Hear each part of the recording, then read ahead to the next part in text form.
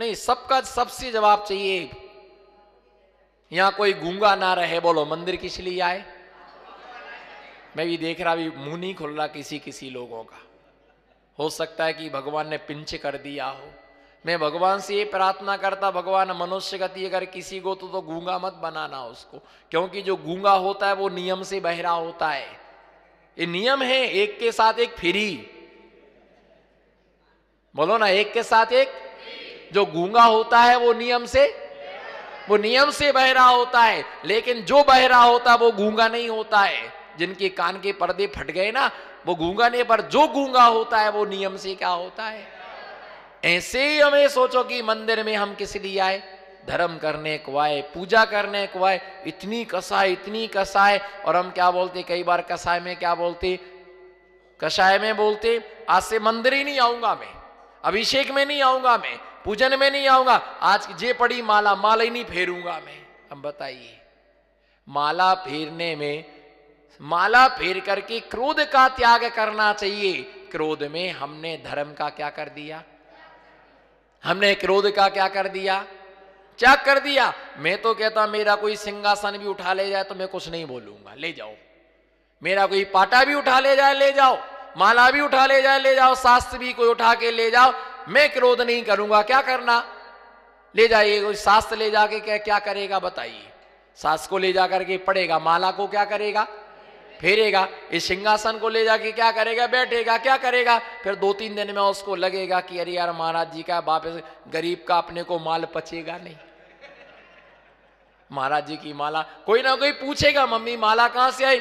बताना पड़ेगा, महाराज जी को उठा के लाए। चलो जाओ, वापस दे के आओ। मैं तो कहता मेरी कोई पीछे भी ले जाए, चाहिए। अब क्या करे, खांडू कॉलोनी वाले तो हंसते हैं बस। बताइए, कोई पीछे भी उठा ले तो क्या करेगा? है कोई है किसी की हिम्मत? कोई हो हिम्मत वाला पीछे उठा के ले जाए, कमंडल उठा के ले जाए? कौन बोला केटली बना के चाय भरेंगी कमंडल में? तुम उठाने की पहले हिम्मत तो रखो। इतनी तुम में ताकत तो कि पीछी कमंडल है ना, तुम में लेने की हिम्मत हो। घर से चौके से भेजने आती, कमंडल लेके आते हैं, और यहाँ आकर के, यहाँ जैसे आकर के हमें पूछते, महाराज जी कहाँ रखना है? उतने में वजन लगने लगा। अब पकड़ा है तो लेकर के रखो। और पीछी को चौके में पीछे लेते ना, 5 मिनट को पीछे पकड़ते हैं, उसमें 15 जगह हाथ फेरते हैं, 15 जगह हाथ फेरते हैं। ऐसे हाथ फेरते जैसे बच्चा बच्ची हो, और उसमें बोलते एक दूसरे से करके, मजा आ रहा। अब तुमको जब 5 मिनट पीछे लेने में इतना मजा आया, बोलो बोलो बोलो फटाफट। मजे की बात बोल रहा हूं, मजे से बोल रहा हूं। अपने जीवन की सुखद अनुभूति आपके लिए मैं परोस रहा हूं, है ना। 5 मिनट पीछे ली, इधर से देखती उधर से देखती, कितना अच्छा लग रहा, कितनी बढ़िया पीछी है। जब आपके हाथ में 5 मिनट को पीछे आई तो आपको कितना, बोलो हाथ उठाओ के चलना। कि हम जब सामायिक करें, स्वाध्याय करें, 24 घंटे सामायिक ना रह सके तो कम से कम नमोकार महामंत्र की माला को फेरते समय हमें एक माला रोज फेरना चाहिए। एक माला 108 बार हम नमोकार मंत्र को जब हम पढ़ते हैं तो उन पापों के नाश करने के लिए हम इस महामंत्र की आराधना करते हैं। सामायिक के विषय में आचार्य रत्नकर्ण श्रावकाचार्य में, आचार्य रत्नकर्ण श्रावकाचार्य में समंत्रबद्ध स्वामी सामायिक के विषय में लिखते, सामायिक कहाँ करना चाहिए। सामायिक व्रतीजन करते हैं स्थिर होकर के, एक जगह बैठ करके वह सामायिक को करते हैं। उस सामायिक साधुओं का, व्रतियों का, प्रथमाधारियों का सामायिक करना धर्म है। क्या है? सामायिक करना, प्रतिक्रमण करना। यहां भी बहुत सारे लोग सामायिक करते होंगे ना सामायिक, अष्टमी को, चतुर्दशी को। पर ये ध्यान रख के चलना, विषय को समझना कि सिर्फ नमोकार मंत्र की माला फेरने का नाम सामायिक नहीं है। माला फेरना एक अलग बात है, बोलो माला फेरना एक, और सामायिक करना, माला फेरना एक अलग बात है, और सामायिक करना दोनों में। और कायुसर्ग करना, कायुसर्ग किसे कहती है? 9 बार 9 बार नमोकार मंत्र को पढ़ना, इसका नाम क्या है? कायुसर, और 12 बार नमोकार 12 बार कायुसर करना, उसका नाम क्या है? एक माला उसके लिए कहा जाता। जब हम देवशास्त्र गुरु की वंदना करते हैं तो क्या करते हैं? एक कायुसर्ग हम करते हैं, और 24 घंटे के पापों को नाश करने के लिए हम एक क्या करते हैं? पूरी माला बेरते हैं। और दिगंबर महामुनिराज एलक शुल्लक व्रती 48 मिनट की क्या करते हैं? कितने मिनट की? कम से कम 48 मिनट की सामयिक। और सामयिक की व्यवस्था हमारे जैन आगम में ये है कि चारों दिशाओं में क्या करते हैं? स्थापना करते हैं। कितने दिशा में? चारों दिशाओं में। और जे एक दिशा में 9 बार नमोकार मंत्र पढ़ने के बाद में हम क्या बोलते हैं, है ना? पूर्व दिशा में स्थित अरिहंत, सिद्ध, आचार्य, उपाध्याय, सर्व साधु, जिन धर्म, जिन आगम, जिन चैत्यालय, ये कितने देवता हैं? कितने देवता हैं ये? 9 देवताओं की हम पूजन करते हैं। अरिहंत क्या? पहले पूर्व दिशा। कौन सी दिशा? जहां से सूरज निकलता उसका नाम क्या है? तो सबसे पहले पूर्व दिशा में कायुसर्ग क्यों करते? क्या हेतु है पूर्व दिशा में कायुसर्ग क्यों करते? क्या कारण है पूर्व दिशा में? पूर्व दिशा में करने का मतलब सम्मेद शिखर जी है। सम्मेद शिखर जी से 20 तीर्थंकर भगवानों ने निर्वाण को प्राप्त किया है। अनंत अनंत महामुनिराजों ने निर्वाण को प्राप्त किया है। इसलिए हम पूर्व दिशा को सर्वश्रेष्ठ माना गया। क्यों माना गया?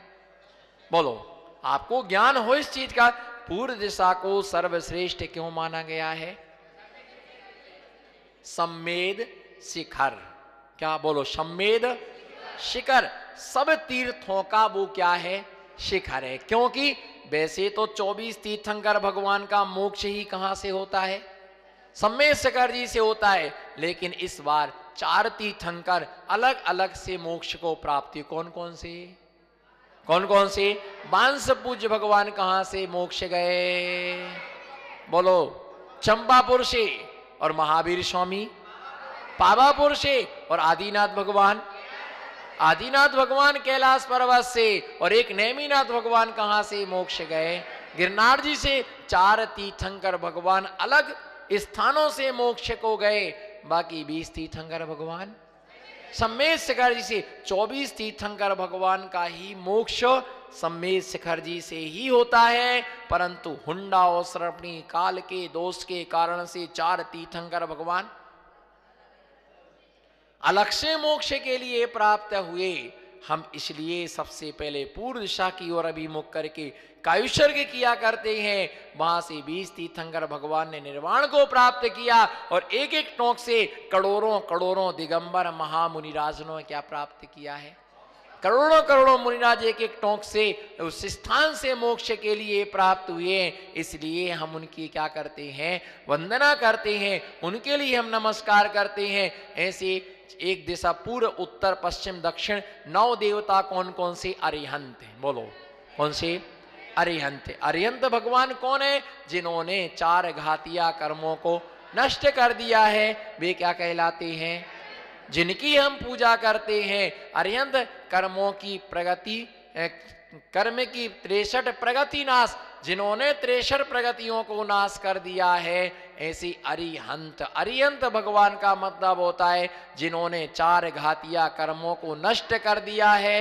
वे क्या कहलाते हैं? अरिहंत कहलाते हैं। हम उनकी आराधना करते। तीर्थंकर भगवान का समूषण लगता है। 12 सभाएं होती हैं। 4 दिशाओं में 4 मान स्तंभ होते हैं, है ना? 4 दिशाओं में 4 द्वार होते हैं, है ना? भगवान के, है ना, आगे धर्म चक्र चलता है। ऐसे तीर्थंकर अरिहंत भगवान जो होते हैं वे क्या है? पहले देवता है अरिहंत। कौन से? अरिहंत। दूसरे कौन है? अरिहंत सिद्ध भगवान। सिद्ध भगवान होते हैं पर वो दिखाई नहीं देते। आपको दिखाई देते सिद्ध भगवान? सिद्ध भगवान को आप दिखाई देते? अरे हाँ ना, कुछ तो बोलो। उनके ज्ञान में आप झलक रहे हैं। क्या? बोलो, उनके ज्ञान में आप झलक रहे, पर आपके ध्यान में भगवान नहीं झलक रहे। क्योंकि जिसे पैसा दिखता है उसे कभी भगवान दिखाई नहीं देता है। एक आदमी आए, बोले महाराज जी द्रव्य संग्रह समझ में नहीं आती है। बोलो, हाथ जोड़ो, कोई रिश्तेदारी में थोड़ी आए हो आप। बोलो महाराज जी द्रव्य संग्रह समझ में, जोर से बोलो द्रव्य संग्रह क्यों नहीं आती है? जो द्रव्य संग्रह में लगा हुआ है, इधर देखो, खिसकाओ खिसकाओ, उंगली खिसकाओ थोड़ी सी, जो द्रव्य संग्रह में लगा हुआ है उसी द्रव्य संग्रह कभी भी समझ में नहीं आ सकती है ना। जिसने द्रव्यों का संग्रह करना छोड़ दिया है उसे ही द्रव्य संग्रह समझ में, उसे ही धर की शिला सिद्ध शिला लोक के अग्रभाग पर, कहां पर है? लोक के अग्रभाग पर। सिद्ध शिला का आकार कैसा है? चूंकि छोटी छोटी बातें हैं पर आपके जीवन में बहुत आपको लाभदायक होंगी। सिद्ध शिला कहां पर? लोक के अग्रभाग पर। और लोक का सिद्ध शिला का आकार कैसा है? अर्धचंद्राकार। कैसा है? अर्धचंद्राकार। वहां पर कौन विराजमान है? सिद्ध भगवान विराजमान है ना। सिद्ध भगवान वहां पर निवास करते। वो वापिस कब आएंगे? वो वापिस कब आएंगे? नहीं आएंगे। एक आदमी ने प्रश्न पूछा, सिद्ध भगवान सिद्ध शिला से वापिस कब आए? वो क्या कर रहे हैं? मैंने कहा आपका इंतजार कर रहे हैं। अरे बोलो सुनील भाई, सिद्ध भगवान सिद्ध शिला पर क्या कर रहे हैं? आपका इंतजार कर रहे हैं कि आप पधारो साहब, बोलते ना पधार जो, पधारो, तो आपका इंतजार कर रहे हैं। तो उस भटकती आत्मा ने जवाब दिया कि हम तो भगवान का इंतजार कर रहे हैं कि वो नीचे आएंगे दर्शन देने को। भैया सिद्ध भगवान एक बार सिद्ध शिला में पहुंच जाने आशरीरी। कैसे हैं वो? उनका कोई क्या नहीं होता है, शरीर नहीं होता है, वो आशरीरी होते हैं, उनका कोई शरीर नहीं होता है। ऐसे दूसरे देवता क्या हैं? सिद्ध परमात्मा है, वे होते हैं पर हमको दिखाई, वो होते हैं पर वो हमको दिखाई नहीं देते हैं। तो ऐसे वो सिद्ध परमात्मा अरिहंत सिद्ध ये क्या कहलाते हैं? सिद्ध परमात्मा कहलाते हैं। हमें अपने जीवन में ध्यान रखें, अरिहंत सिद्ध आचार्य उपाध्याय सर्व साधु जिन धर्म जिन आगम जिन चैत्य जिन चैत्यालय, इन 9 देवताओं को क्या करते हैं? नमस्कार करते हैं। तीसरे देवता कौन से हैं? आचार्य परमेष्ठी हैं, जो पंचाचारों का पालन करते हैं, स्वयं भी पंचाचारों का पालन करते हैं और अपने शिष्य समुदाय से भी क्या करते हैं? पंचाचार ही जिनका आकार है वो क्या कहलाते हैं? वो आचार्य कहलाते हैं। और आचार्य जो होते हैं उनका कार्य क्या है? शिष्यों को शिक्षा और दीक्षा आदि देना जिनका मुख्य कर्तव्य, प्रायश्चित देना जिनका काम है, वे क्या कहलाते हैं?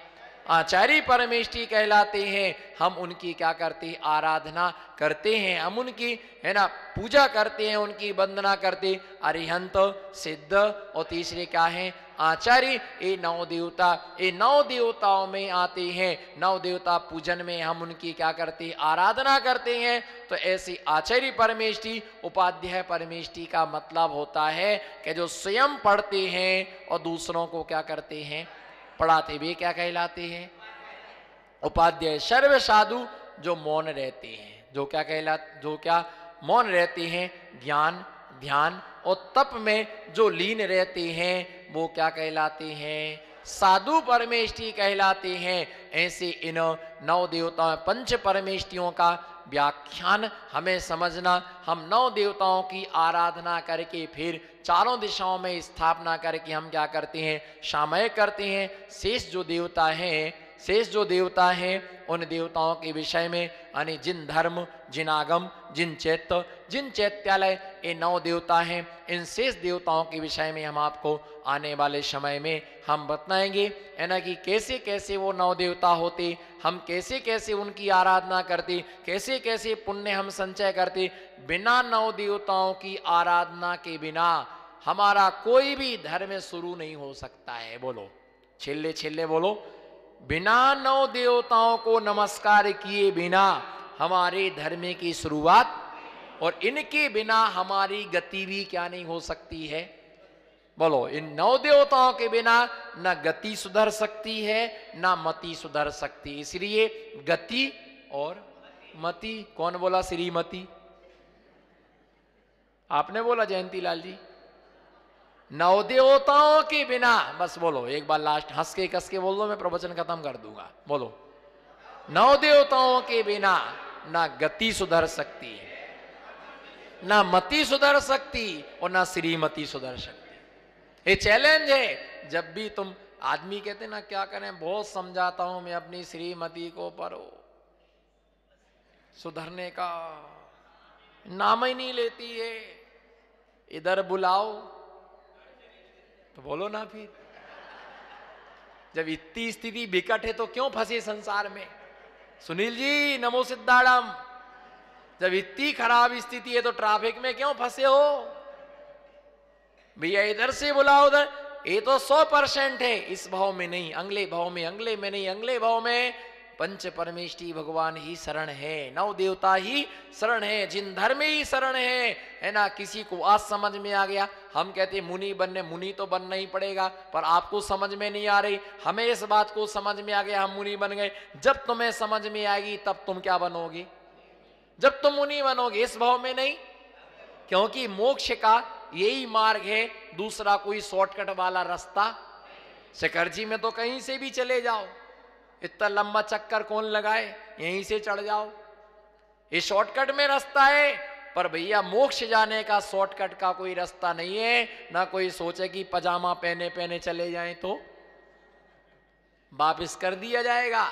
जाओ नीचे, कहां से लेके आए चीथड़ा, ये पहले उतार करके आओ, और उसको उतारने मात्र से मोक्ष नहीं होगा भैया। नौ देवता की आराधना से गति भी सुधरती है, बोलो गति भी सुधरती है, मति भी सुधरती है और श्रीमती भी सुधरती है, और स्वयं भी सुधरती हैं, परिणामों में निर्मलता आती है। शेष जो देवता हैं उन देवताओं के विषय में आपको विस्तार से आने वाले समय में बताएंगे। जय बोलो पंच परमेष्ठी भगवान की।